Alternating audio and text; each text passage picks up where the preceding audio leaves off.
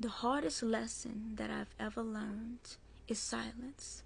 Not the kind of silence that makes you weak, the kind of silence that makes you powerful. Here's a story. I bought my first house when I was 23 years old. It was a duplex. We were getting everything ready, moving the furniture in, getting it set up for Airbnb. Later, we did traveling nurses.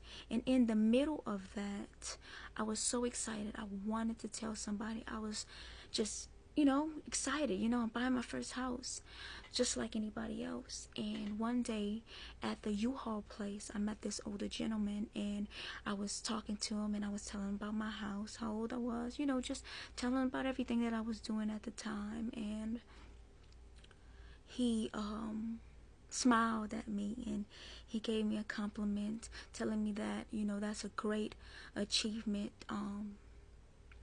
And he gave me one of the greatest advice that I had ever received in my life. And it was a simple gesture. He put his finger on his lips, just like this. And then he didn't say anything else. There was no speech. There was no explanation. He just walked away. And that gesture was more than anything he could ever said, because it was confirmation of something that I had already started to learn the hard way, And sometimes you got to keep quiet and just move. You gotta let God do his work without any interruptions. You gotta let your actions speak before your mouth does. And I realized every time I overshared, I opened the door for opinions, doubt, and even people who preyed on my downfall. And I had to learn that everybody that claps for you don't root for you.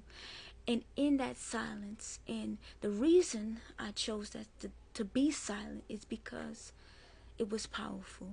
And that silence became one of my greatest tools, because when you keep certain things between you, God, and the grind, blessings begin to grow without any interruptions. Now, don't get me wrong. Silence doesn't mean to stand still. It doesn't mean to stop moving. But it does mean you have to learn when to speak and when to let God handle the noise for you. So to anybody who is listening, protect your plan.